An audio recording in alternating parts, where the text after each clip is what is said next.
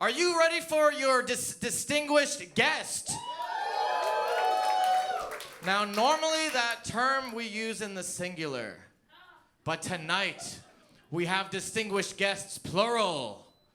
Ooh. So here's the deal. There's been some rumblings in the news about a bit of a rap beef, and the discourse has been a little bit infantile for my tastes. We're trying to elevate the discussion here at the Nighttime Routine, and so I would like to introduce your distinguished panel. Your first panelist, coming to the stage, Chika!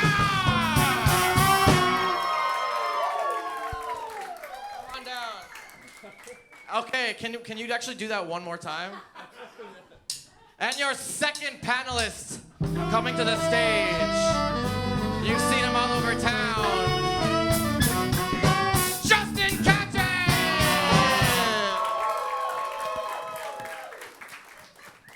A distinguished panel! Welcome to the program, guys. Thank you for having us. Thank you for having us. Wow, really appreciate you guys being here. Let's get into it. Yeah. Are you ready to talk about this? I have to say I was held at gunpoint to listen to the music. I was just going to bloviate about it, but he was like, you actually got to listen to the songs. Well, so yeah, I'm ready. I'm very ready. To clarify, you weren't gonna bloviate. We sat in a cafe and talked about the beef for like an hour and 15 minutes. Yeah. And then on the walk home, you said, by the way, I haven't listened to any of the songs. And I was like, she is so good at bullshitting. But a lot of your theses were kind of transcending the text of the beef themselves. I know what I think. I majored in gender studies. I know what I think, you know? Respectable. Good major. We respect that. Justin, how you doing? I'm chilling, man. What's going on? I didn't major in gender studies. No. I just listen to rap. And you had When I Reached Out, which was so sick. Yeah. Like the tracks from the beef. I listen to them pretty frequently. I listen to it on the way here. Oh, me too. It's kind of been all I've been listening to for the past month. I am that white guy. Sorry. This might be the last Nighttime Routine now that everyone knows that. Everyone knew that. They knew. Yeah, literally 2 minutes into our first show, they're like, this guy likes Kendrick. And I do. But it's only because he's the best. Okay. Enough. Okay. Real unbiased. So let's get into it. I want to be efficient. I don't want to have to summarize all the chapters of the beef because it's a lot. But basically, there's been an ongoing feud between Kendrick and Drake this whole time. Some disrespect, there's specific things they dislike about each other. It kind of popped off years ago with Kendrick's Control verse, which kind of reignited lyrical hip-hop. Don't worry about it. Then recently, he did a track on the Metro Boomin and Future project. J. Cole responded, redacted his apology. Drake comes into the fray and really activates the beef. And then it's track after track. It's some of the most serious allegations that have ever been levied, one might argue. And then it kind of went back and forth, and now it's over, and the consensus is Kendrick loosely won. We'll leave it there. Do you guys have anything to add, or how do you feel about that loose summary? I mean, I feel like it's right. It's what you explained to me. All women are like, yeah, I've actually heard this exact explanation for the past couple weeks. I've heard it verbatim. From just a motorcade of men. Yeah, and they're like, so what happened was on this one, and then this one. Oh my God, sorry. No, yeah, I feel like there's nothing to add other than I take umbrage with the idea of winning or losing in this type of thing. Because when women are being hurt, no one's really, and that's not a joke line. When women are being hurt, no one's really winning or losing, you know? Okay, great starting point. Let's say more about that. Well, I just feel like the idea of Kendrick Lamar being like this like pinnacle of morality, and it's like, oh, he really ate Drake up, and it's like, okay, you accused one person of being a pedophile, the other guy accused you of beating your wife, and then you're like, but I loved the way he did it. You know? Like, I just don't like that. That doesn't feel good to me. It also is like, you accuse Drake of being a pedophile, but it's like, that's who you roll. Like, that's, the music industry is rife with pedophiles. It's rife with men doing really fucked up shit. The Me Too movement never touched the music industry. So it's like, I don't know why Kendrick is talking as if we peel back some layers, it may not be him, but I would put good money that people close to him would have allegations that aren't that far from what we know Drake to be. For sure, and we know them. We know some of them by name. Yeah. Very valid point. Any thoughts? Oh, you want me to follow that? All valid points. Yeah. But no, I mean, if you want to like the hip hop, yeah, I think Kendrick won in a sense. But Chika's right though. A big. You got to get that in there. He Did win. He did cook him, you know. But I mean, a big part, unfortunately, a big part of rap beef is disrespecting women. Like, it's just historically that is what it is. I mean, Tupac, the most famous line is, we don't need to repeat it after the gender study stuff, but you know, like, but it's an open disrespect of like, an open display of hypermasculinity, which often comes at the expense of women. So. And it's also not great, but like I fucked your bitch is very different than like you beat your wife, and it's like, oh, you are a groomer. Like those are very like I fucked your bitch. It's like, oh, you got his ass, right? Yeah, but yeah. like, you know. Right, and the terms. I mean, it's tough because like, so Metro Boomin, like, who was part of the beef, he like worked with Kendrick. He made a track called BBL Drizzy that went viral. People in Japan, people in Mexico were rapping over this beat, dunking on Drake for like getting a bunch of like work done. And then immediately the hashtag just takes over Twitter, Metro Groomin'. Because the guy who made that track was like allegedly just like hitting on underage women online and all this stuff. So kind of no one is really beyond reproach in this, unfortunately. Yeah. I mean, just a small thing. That's probably the most popular AI generated track that's ever existed. That's true, yeah. Is BBL Drizzy. It's fire. Like It is amazing. It's amazing. So this is the issue, right? I agree with all the points that you're making. The issue is this has been in the limelight and the discourse all over the internet. The music is largely pretty good, and the whole thing is kind of like fun and exciting. Sure. And so we're not good as a people at like, you know, holding that nuance simultaneously. Is there a place to enjoy the beef and enjoy the music with the kind of moral complexity with all these figures? I think if we left it at you're short, or we left it at sorry. Okay. I don't give an absolute S about that. I'm chilling. I think if we left it at you're short, or it's like, oh, BBL, like, okay, that's haha, nah, boo boo, like that's funny. But when it's like serious allegations, I don't want that to like an awesome beat. Like I don't want that on my playlist, you know? Interesting. Would you agree?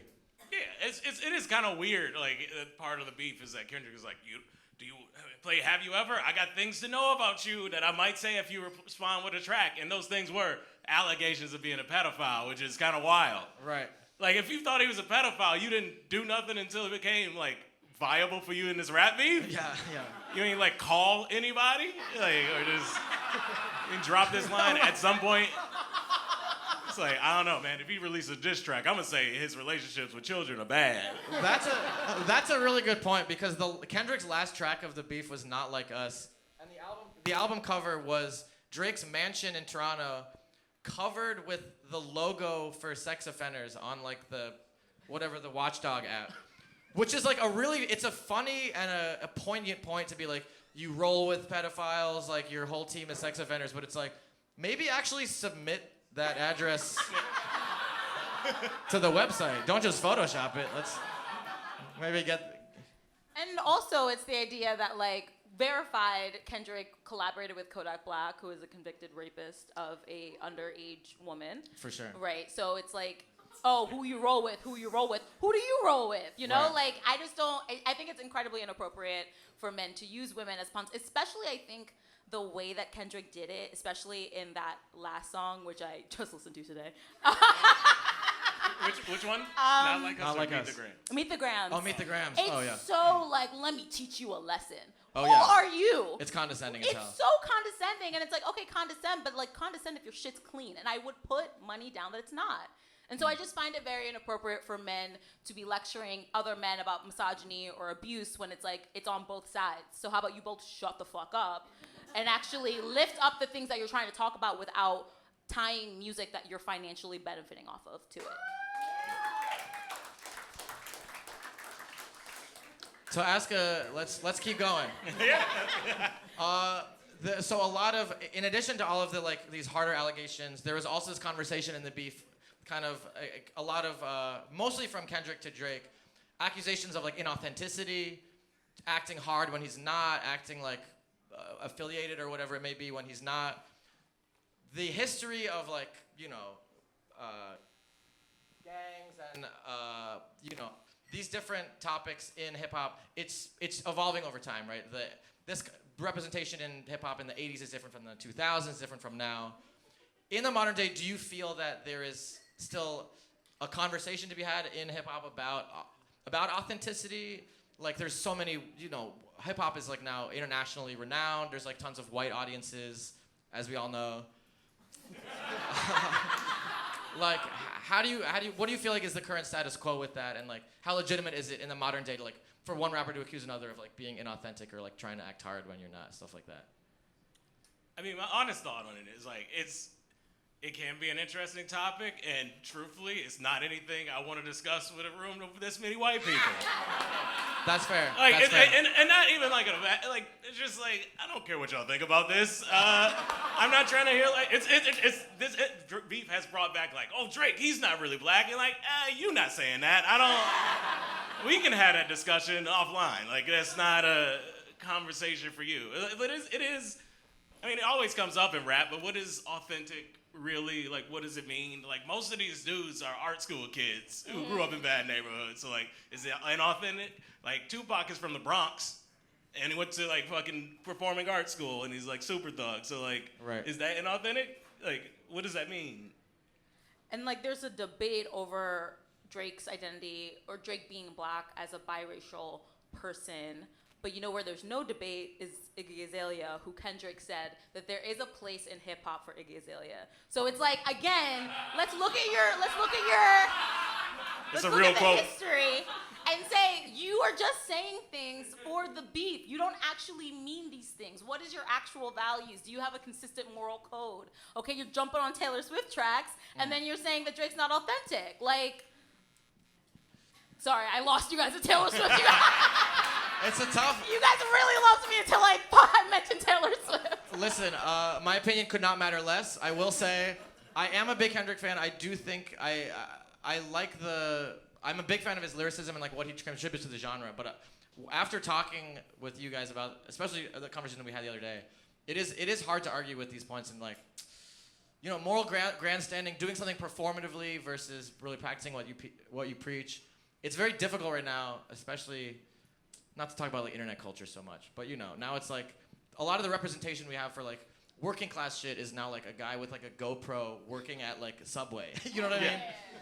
So things are getting murky, which is not a very bold statement at all. Things are getting murky. Yeah, like even to the authenticity point, like where Kendrick having like I guess the moral high ground and the authenticity point, sure. like.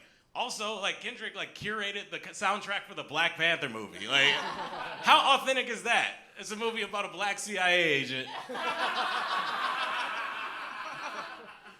Like, basically, and that's what Kendrick's, like, doing. So, like, it's all the arts and it's music. Like, none of these dudes would be popping if they didn't, like, bend the knee in some way in the entertainment industry, because that's how it works. Yeah.